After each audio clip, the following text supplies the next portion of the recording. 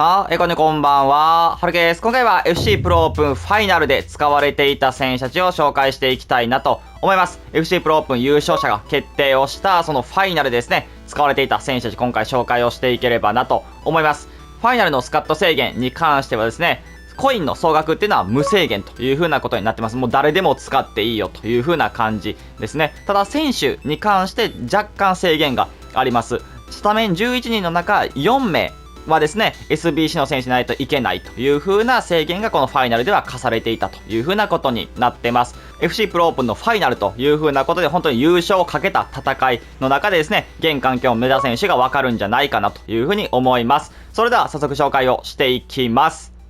こちらが FC プロオープンファイナルで使われていた選手になってます。スタメン11人がですね、特に使われていた選手になってます。まずはゴールキーパー、シュマイケルですね。シュマイケルに関しては SBC っていう風なところの制限で、やっぱりキーパーなんで1名ここに使うっていう方が、ほとんどでした。全員かな、全員でしたね。シュマイケル過去にアイコンのね、SBC として登場していたという風なこともあって、この89のシュマイケルが選ばれていたという風なことになってます。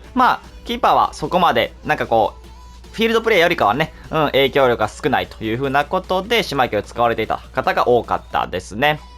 で、そして続いては右サイドバック、カフーですね。カフーに関しても SBC11 人中4名という風な中で、1人消化のために使われていた。かつ、それだけではなくって、しっかり強い。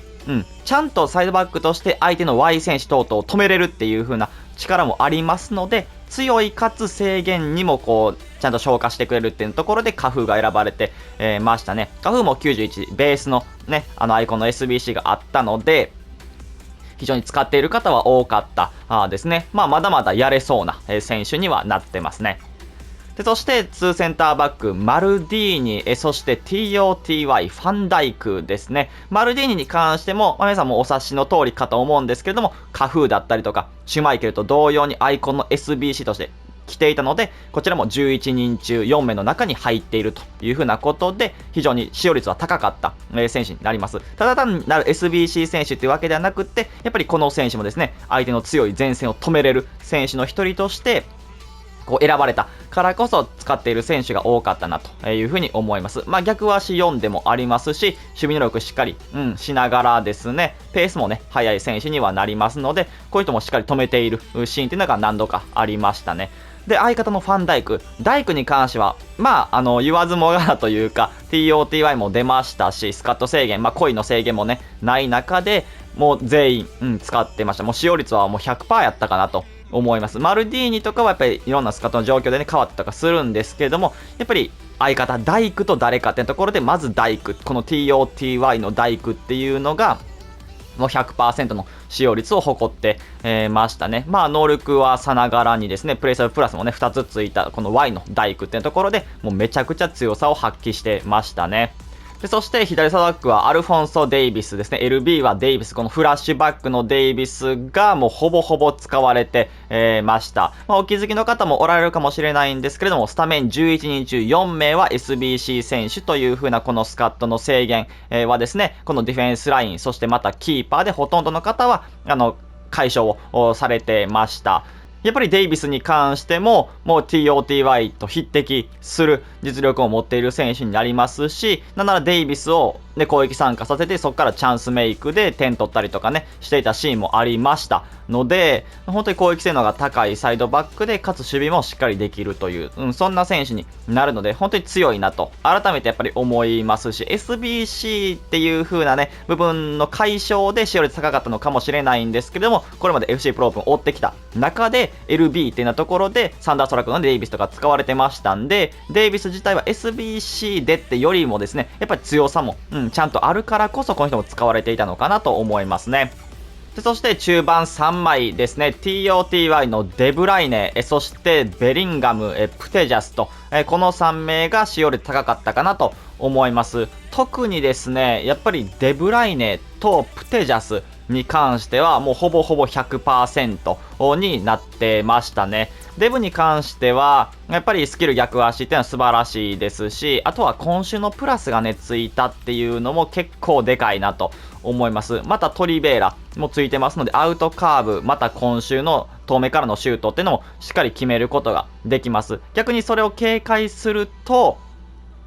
ちゃんとこうね、パスも出せる、チャンスメイク、アシストもね、できる選手にはなりますので、遠目からのシュートをね、こう警戒をしてプレスに行くと、どっかが空いてしまってもギリギリのパスも通せるみたいな選手になるんで、本当に中盤としてはね、止めにくいというか、ドリブル自体はやっぱり重たいんですけれども、パサーとして、またシューターとしてですね、非常に素晴らしい中盤の選手になってましたね。で、またベリンガムに関してもですね、攻撃参加っていうよりかは本当にバランス型ですね。どっちかというと、やっぱデブライネだったりプテジャスの使用率が高かった、その2人のバランスを取る役割として中盤で使われていたなと思います。なので、ベリンガムを使っている方でも、基本的にベリンガムがめっちゃ上がっていってシュート決めるとかっていうほどはなかったかなって思います。どっちかというと守備に重きを置いているような感じでしたし、ただ守備に重きを置いたベリンガムでも強いっていうのがこの Y のね、ベリンガムにはなりますので、チャンスがあれば自分も行くっていう、いける選手にはなりながらですね、基本的にはバランスを取りながらですね、AI も賢い選手になりますし、ペースも速いっていう、本当オールラウンダーな選手として活躍をしてましたね。で、そしてやっぱりプテジャスですね。半端ないですね。やっぱ見ててもやっぱこの人は違いを作れるなという選手で、スキル逆足55ですし、かつやっぱドリブルがめちゃくちゃ軽いっていう風なところと、あとはね、テクニカルプラスじゃないけど、やっぱこの人が持ったらもうコントロールスプリントやっとけば相手は突っ込めないですし、パスもめっちゃうまいし、今週も飛んでくるしっていう、マジで相手からすると本当に止めれない選手になってますね。その中でやっぱプロの方、海外のトッププロの方でも、本当に手を焼く選手にはなりますし、もう何でもできますよね。本当にこの人を一人持ってたらだいぶ楽っていう風な選手には改めてね、思いましたし、守備もしっかりしながら、攻撃に関わってくる選手の中では最も違いを作っていた選手かなと、いうふうに思います。2列目、3列目から飛び出してきてシュートを決めるっていうシーンも本当に多かったですし、特に決勝、なんか優勝を決めた最後のね、決勝ゴールっていうのはこの人、プテジャスが上げていましたので、マジでちょっと攻撃性能が高すぎる、そんな中盤になりますね。で、そして前線3枚ですね。TOTY のエムバペ、そしてハーランド、Y アイコン、R9 と、この3名が非常に多かったですね。特に Y バペ、なんかはもう 100% ですね。ダイクと並ぶほどの使用率を誇ってましたし、前線には必ずいた選手になりますね。やっぱりスキル5逆足4ってところも素晴らしくですね、もうペースが速すぎる、そしてドリブルが軽すぎる、シュートも上手すぎる、パスもめちゃくちゃうまいっていう、本当に Y の選手で、かつめっちゃ強いっていう風な、感じですね。かつフィジカルもね、強い選手にはなりますので、もう止められへんみたいな、感じになってます。かつプレイサルプラス2つ付きという風なことで、クイックステップ、またトリベラのプラスが付いているという風な感じですね。この人も正直、1人持ってたら、もう勝率変わってくるみたいな選手にはなりますし、海外のトッププロもですね、もう当たり前に、入れたいと思える選手にはなりますね。で、また R9 ですね。R9 はですね、1人2人ぐらいかな、ちょっと外してた選手もいるんですけれども、ただ使用率的には高かったなと、思います。やはりスキル逆足ともに5という風なことと、決定力の高さ、あと理不尽さっていう風なところがこの人はめちゃくちゃありますね。やっぱり臭さっていうのも、あって、相手の、例えば Y ダイク相手にしても貫通したりとか、そういうことがね、できてしまう選手にはなります。偶発的な、ものではあるんですけれども、ただ、海外のトッププロの方でも信頼を置いている、そんな ST の選手にはなるんじゃないかと思いますね。やっぱなかなか R9 人によったりとかはねするんですけれども、ただ、毎作ですね、こういう世界大会にはもう本当に使用率高い ST、もう 100% のね、時期もあるぐらいの ST にはなりますので、個人的には本当に強い ST の選手、トップオブトップのね選手にはなると思いますね。で、そしてハーランドですね、Y のハーランド、この人もですね結構高かったですね。本当に使用率8割ぐらいを超えてましたし、やっぱりね、空中戦がむちゃくちゃ強い。本当に空中戦が強くって、エアリアルのプラス、さらにパワーヘッダーがついているという風なことがですね、もうめちゃくちゃやばくって、特にサイドにおいてですね、サイドバック相手に勝って、落としてですね、最後シュート決めるみたいな、決勝はそのようなゴールだったんですけれども、やっぱそれはなかなかね、バペだったりとかロナウドにはできない部分にはなってきまして、ハーランドだからこそできた得点パターンにはなるかと思いますので、そういう空中戦とかを使えるっていうのは一つ大きなハーランドの強みかなと思います。またヘディングのパスっていう風な部分でもパス面がうまくはなってますので、その中でちゃんと落とせるっていうところもこの Y のハーランドの一つ特徴かなと思います。またですね、ドリブルの改善だったりとか、シュートは一級品で、ペースも速くってね、フィジカルも強い選手になりますので、単純な地上戦の選手として使ってもですね、本当に活躍ができる選手にはなってますので、それは使用率高くてもおかしくはないやろなっていう風な選手になります。ただ本当に、もう海外トッププロの方でも、この空中戦、ハーラの空中戦を使っての、最後の、攻撃のパターンっていうのも生み出してましたので、ワイハーランド持ってる方はぜひそういう空中戦とかも使ってみるのもいいと思いますね。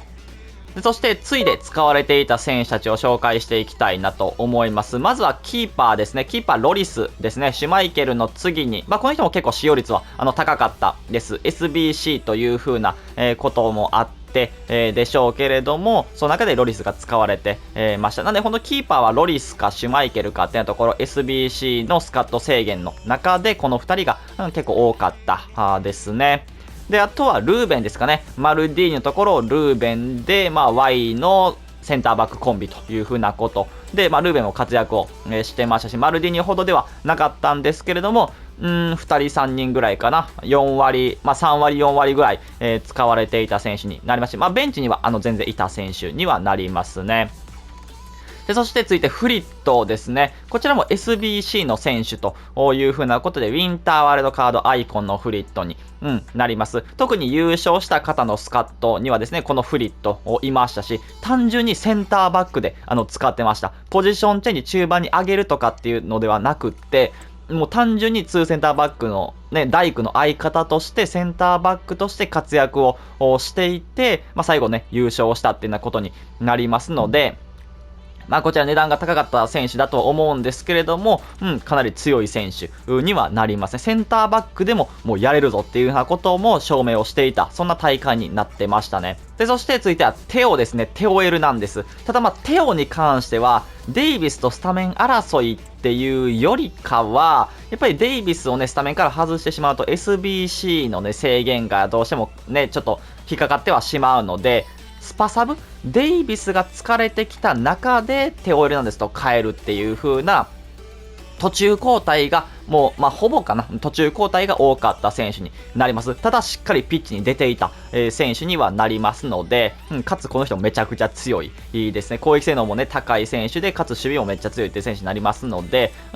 途中使用で出たという風な選手で使用率はめちゃくちゃ高かったですね。そして続いてフリンポンですね。フリンポンも、途中交代でっていう風なことが多かった。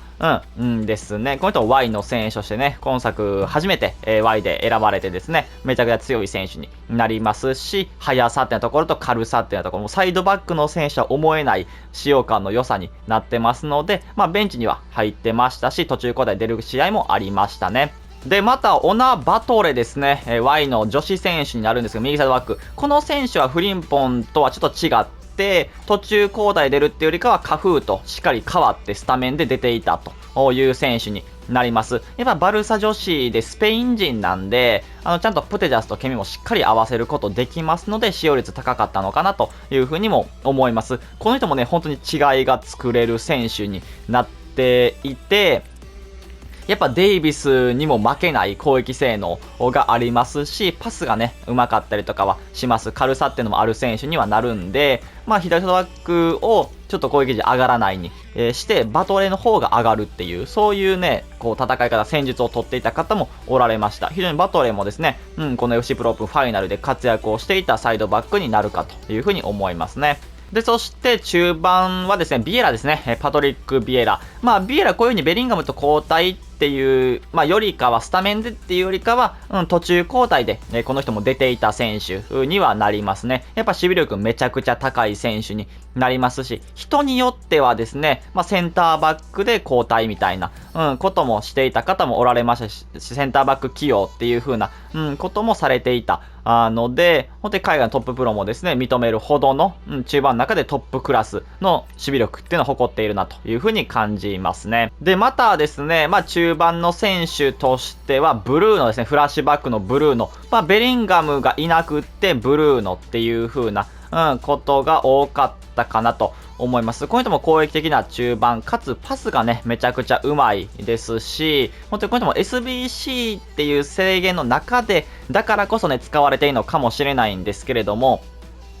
ただ、その中でも世界大会に、登場してくるほどの実力は十分あるというふうには思います。また決勝でね、優勝者方なんかは、このブルーノ使っては、いましたので、個人的には作ってよかったなっていうふうに思いつつですね、非常に、素晴らしい SBC 選手だったかなと思いますね。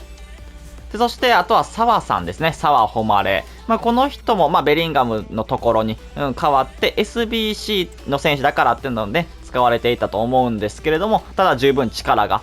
ありますし、ちゃんとね、パスがうまくって、ドリブルも軽くて持ち運んでいける選手にはなるので、日本人選手として、しっかりと強さを見せてくれていた選手でもありますね。でそして、あとは前線ですね。前線はミアハムですね。まずはミアハム。R9 に変えて、ハムっていう風な方が、数名、おられましたね。R9 がね、いなかった場合は、もうほぼミアハムだったので、こちらの方が使用感いいっていう方も、少なからずいたという風な感じですね。こちらも55ですし、もうドリブルも軽くて、もうパスもうまくってね、シュートとかペースはもうめちゃくちゃある選手になるんで、本当何でもできる選手にはなりますので、この人ももう当たり前にね、もうめちゃくちゃ強い SC 選手にはなりますね。で、あとはロナウドですね。クリスティアーノ・ロナウド、Y のね、ロナウドになるんですけど、この人はね、スタメンでの出場っていうのはほとんどなかったですし、途中交代っていうのも比較的少なかったかなと思います。ただ、ベンチに皆さん入れてはりましたし、やっぱり力っていうのもしっかりある選手にはなりますので、こういうのを使われてもおかしくなかった。かつベンチにはみんないたというふうなことで、ここで紹介をしました。で、そして、最後、ハンセンですかね。ハンセンは全然使われて、ましたね。ミアハムだったりよりも使われていたかもしれないっていうぐらいの、選手で、使用率的には全然、低くはなかったなと思いますし、決勝戦った、惜しくもね、優勝はできなかった方はですね、ハンセンをね、スタメンで使われてましたし、この人も女子選手とは思えないほどのね、力っていうのをしっかり持ってます。能力がね、えげついですし、プレスプラス2つっていうところでクロスのプラスとトリベラプラスついて、ますので、めちゃくちゃ強いなと改めてやっぱり感じます。普通に点もね、取ってくれたりとか、いる場所だったりとか、受けてからの突破だったりとかもね、めちゃくちゃ強い選手に、なりますので、非常にやっぱアタッカーとしては凄まじいなというふうに感じますね。という感じこちらが FC プロオープンファイナルで使われていた選手たちになります。FC プロオープン世界大会自体ね、見たことないっていう方もですね、いるかもしれないんですけれども、ファイナルだけはですね、ちょっと見ていただければなというふうに思います。本当にレベルが違う、次元が違うね、プレイヤーたちの戦いというふうなことで、何か得れるものがあるんじゃないかというふうに思います。概要欄に毎回貼ってはいますので、そちらから飛んでいただければと思います。それでは今回これで終わります。いいのだったら、チャンネル登録、高評価お願いします。それでは、バイバイ。